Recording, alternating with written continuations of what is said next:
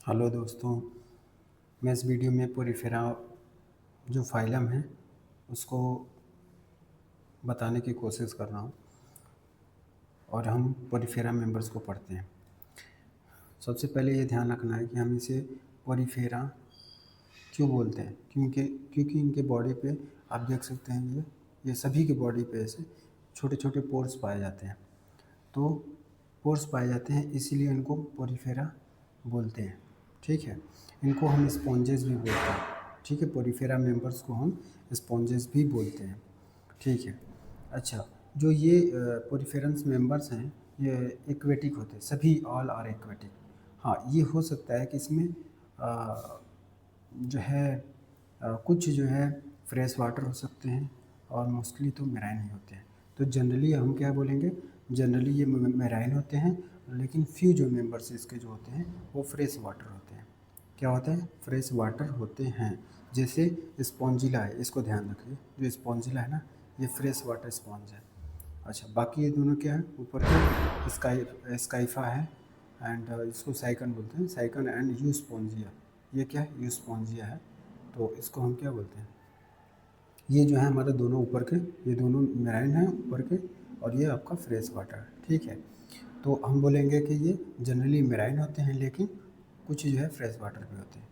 Symmetry की बात करेंगे तो मोस्टली जो है ये सिमेट्रिकल होते हैं।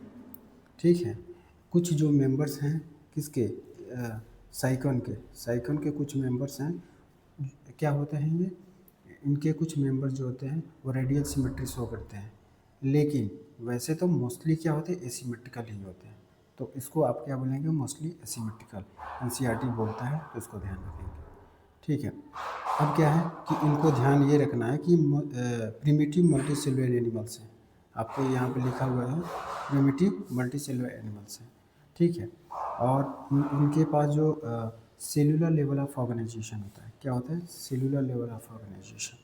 और सिलेंट्रेटा और टिनोफोर्स के जो मेंबर्स हैं उनके पास जो होता है वो टिश्यू लेवल ऑफ ऑर्गेनाइजेशन है, लेकिन इनके पास सेलुलर लेवल ऑफ ऑर्गेनाइजेशन है।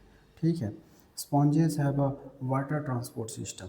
ध्यान रखिए, वाटर ट्रांसपोर्ट सिस्टम होता है, या फिर इसको बोल सकते हैं वाटर कैनाल सिस्टम, जिसके पास जो है जिसका कुछ काम होता है, जैसे डाइजेशन में हेल्प करना। ठीक है, एक्सक्रीशन में हेल्प करना, जैसे रिमूवल ऑफ वेस्ट हो गया।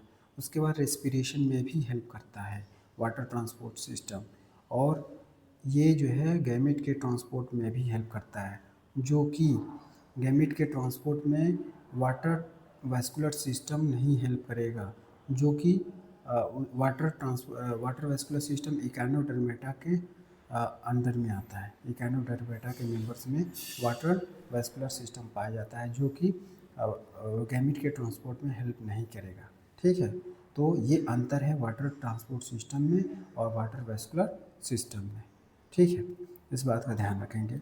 उसके बाद से स्पॉन्जेस, ठीक है, ऑस्टिया और ऑस्कुलम के बारे में बता दें तो सपोज दैट आपके पास एक पाइप है। ठीक है ना, ये पाइप समझ जाइए, और इस पाइप में छोटे छोटे जो पोर्स हैं, तो बहुत सारे पोर्स से इधर से वाटर एंट्री मारेगा और इधर से वाटर आपका बाहर आ जाएगा। तो जिधर से वाटर एंट्री मारेगा उस साइड में वो छोटे छोटे पोर्स होते हैं, जिसको हम ऑस्टिया बोल सकते हैं, जिसके थ्रू हमारा जो है पानी इंटर करेगा।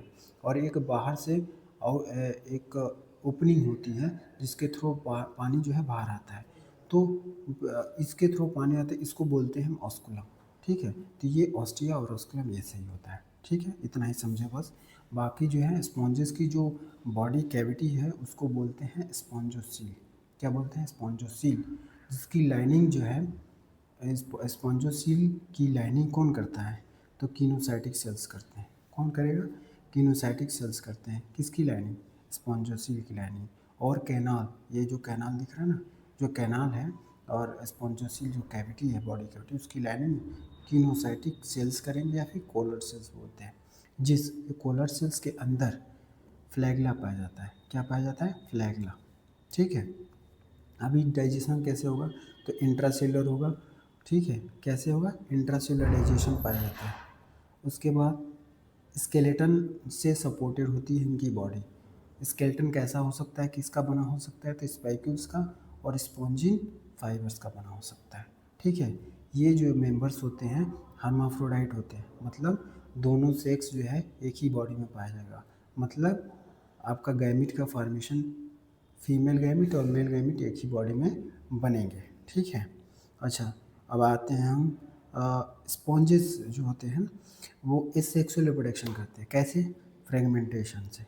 सेक्सुअल रिप्रोडक्शन भी करते हैं, वो कैसे? गैमिट फॉर्मेशन से। फर्टिलाइजेशन कैसा होता है? इंटरनल होता है, ठीक है। और डेवलपमेंट कैसा? इनडायरेक्ट होता है। तो इस बात का ध्यान रखेंगे। और एक बात और ध्यान रखिए, एक होता है लार्वा, एक होता है एडल्ट। तो डेवलपमेंट इनका जो है इनडायरेक्ट होता है, यानी इसका मतलब लार्वल स्टेजेस के थ्रू होता होगा। तो लार्वा और एडल्ट ये दोनों जो हैं मॉर्फोलॉजिकली डिफरेंट होते हैं। कैसे होते हैं? Morphologically different. तो ये जो है पोरीफेरा मेंबर्स के बारे में कुछ बातें हैं जो ध्यान रखना है, और एनसीईआरटी की एक एक पॉइंट ध्यान रखनी है। बाकी जो है